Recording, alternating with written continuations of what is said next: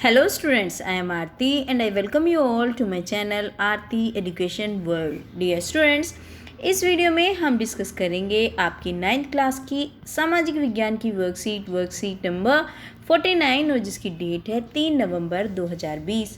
प्यारे बच्चों, इस वर्कशीट में हम पढ़ेंगे भारत का भौतिक स्वरूप जो आपके भूगोल से पार्ट 2 है। ठीक है, चलिए पढ़ते हैं। भारतीय थार मरुस्थल। ठीक है, थार मरुस्थल, आपने मरुस्थल के बारे में यानी कि जिसको हम रेगिस्तान भी बोलते हैं, दूसरे शब्दों में रेगिस्तान या मरुस्थल के बारे में ज़रूर सुना होगा और आपने पिछली कक्षाओं में भी पढ़ा है। एक मरुस्थल जो होते हैं दो प्रकार के होते हैं, एक तो होते हैं गर्म और एक होते हैं ठंडे। और ठंडा मरुस्थल बताइए कहाँ है? जो भारत का एकमात्र ठंडा मरुस्थल है वो कहाँ है? लद्दाख में, है ना। तो आज हम पढ़ने वाले हैं थार मरुस्थल के बारे में जो कि गर्म मरुस्थल है। भारतीय मरुस्थल यानी कि थार मरुस्थल राजस्थान के राज्य में अरावली पर्वतमाला के पश्चिम में स्थित गर्म उष्ण मरुस्थल है।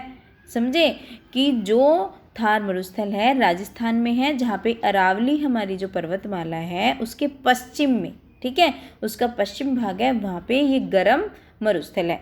ठीक है, जैसे अगर आप ये बोलें राजस्थान में हमारा मरुस्थल है ना, ये थार मरुस्थल जो है राजस्थान में है, लेकिन हम जो मरुस्थल है पूरे राजस्थान को नहीं बोलेंगे, जहाँ पे ये है वहीं पे, ठीक है, उसी को बोलेंगे। तो पूरा राजस्थान नहीं, उसका जो पश्चिम में स्थित वो है गर्म आपका मरुस्थल। यह बालू के टिब्बों से ढका हुआ एक तरंगित मैदान है। यहाँ पे बालू के टिब्बे रहते हैं, उससे ये क्या कहते हैं, ये मैदान ढका हुआ है। बालू मतलब जो रेत होता है।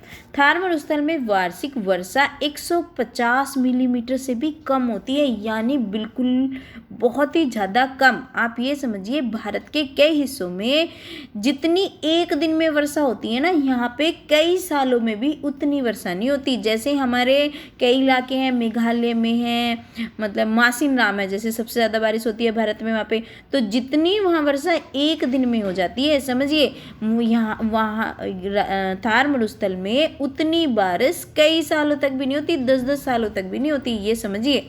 जिस कारण से यहाँ शुष्क जलवायु व नाम मात्र की प्राकृतिक वनस्पति पाई जाती है, क्योंकि बारिश कम है तो वनस्पति भी कम होगी, है ना, वनस्पति भी नहीं होगी। कैसे? जो पेड़ पौधे हैं जो उनको चाहिए पानी नमी, तो वो जब नहीं मिलती तो वो कैसे होंगे? इन्हीं विशेषताओं के कारण इसे मरुस्थली नाम से जाना जाता है। तो ये जो सारी विशेषताएं हैं इसकी वजह से क्या बोलते हैं इसे? मरुस्थली। यह विश्व का सर्वाधिक जनसंख्या घनत्व वाला मरुस्थल है और ज़्यादातर जो मरुस्थल होते हैं वहाँ पे जनसंख्या भी कम निवास करती है, क्योंकि जहाँ पे ज़्यादा ठंडा होगा या गर्म होगा वहाँ पे जनसंख्या घनत्व कम होता है, कम लोग रहते हैं। लेकिन ये जो थार मरुस्थल है यहाँ पे सबसे ज़्यादा जनसंख्या घनत्व है।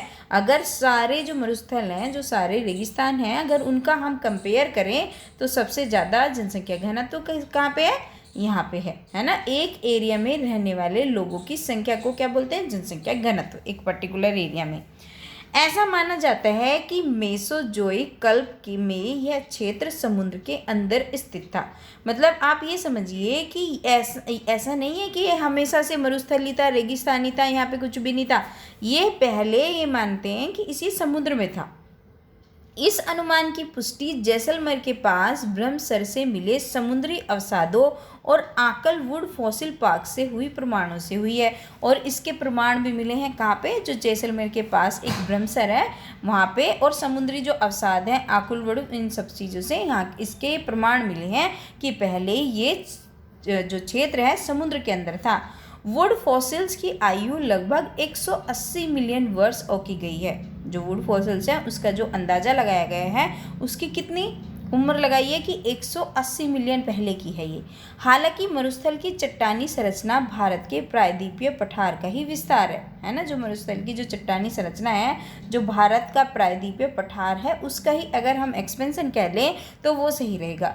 फिर भी शुष्क परिस्थितियों व वायु की क्रियाओं व भौतिक अपर्दन के कारण इसकी धरातलीय विशेषताएं प्रायद्वीपीय पठार से अलग है। लेकिन इसकी जो परिस्थितियां हैं, जो बिल्कुल सूखा हुआ है, और जो जैसी यहाँ पे हवा की क्रियाएं होती हैं, और जो भौतिक अपर्दन मतलब जो आप ये समझिए अपर्दन होता है कटाव, है ना, जो उसका कटाव है उसकी वजह से ये प्रायद्वीपीय से अलग है।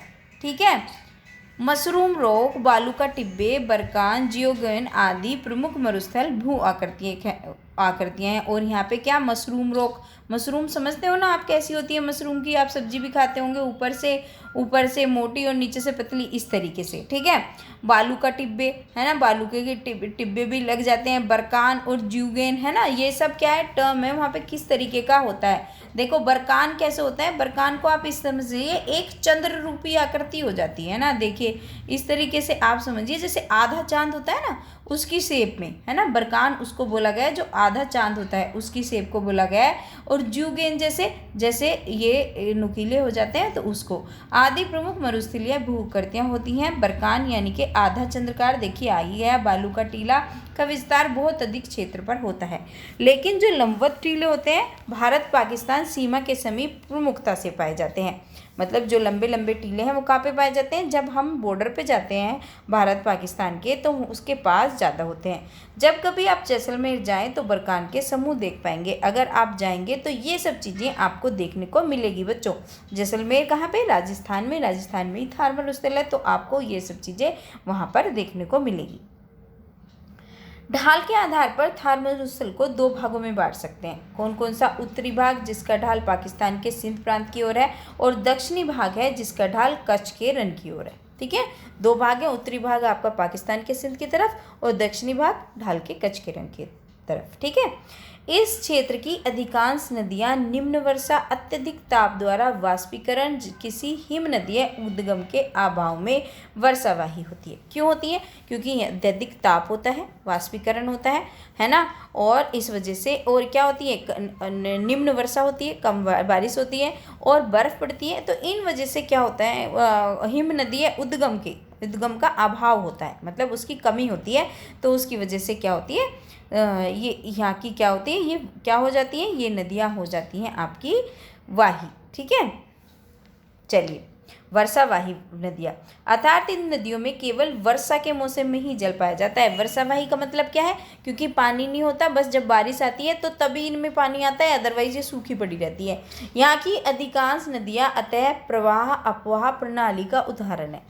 जो यहाँ की नदियाँ हैं उसको आप मान सकते हैं कि ये उसका एग्जाम्पल है, क्योंकि यहाँ की जो ज़्यादातर नदी हैं थोड़ी देर तक प्रभावित होने के बाद किसी झील या प्लाया में मिल जाती हैं। ऐसा नहीं कि चलती रहती हैं जैसे दूसरे क्षेत्रों में। यहाँ पे क्या होती हैं, ये नदियाँ एक जगह के आके कहीं पे क्या हो जाती हैं, मिल जाती हैं और सागर तक नहीं पहुँच पाती है। प्लाया मरुस्थलीय भाग में स्थित लवणीय झीलें होती हैं जिसमें नमक प्राप्त किया जाता है ना। लवणीय कौन सा पानी होता है, जिसमें नमक होता है, नमक वाला पानी। इस क्षेत्र की सबसे प्रमुख नदी लूनी है ना, आपने बहुत सुना होगा लूनी नदी का नाम। तो सबसे जो इम्पोर्टेंट नदी है यहाँ की वो है लूनी, जो कि मरुस्थल के दक्षिण भाग में प्रवाहित होती है। उच्च ताप से अत्यधिक वाष्पीकरण और निम्न वर्षा जैसी स्थितियां इस क्षेत्र को जल अभाव वाला क्षेत्र बनाती हैं।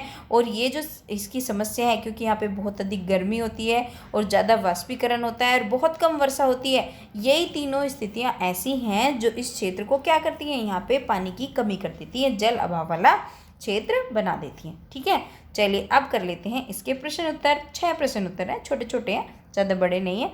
चार मरुस्थल की अधिकांश नदियाँ वर्षावाही क्यों हैं, तो हमने अभी पढ़ा।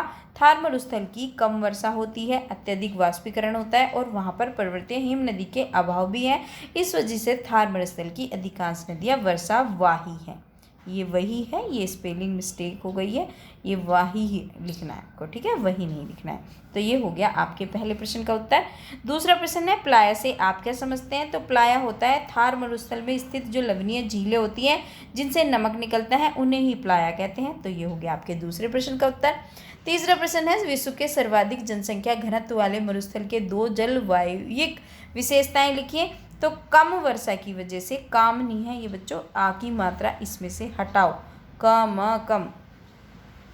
कम वर्षा की वजह से जलवायु क्या होती है, एक सेकेंड,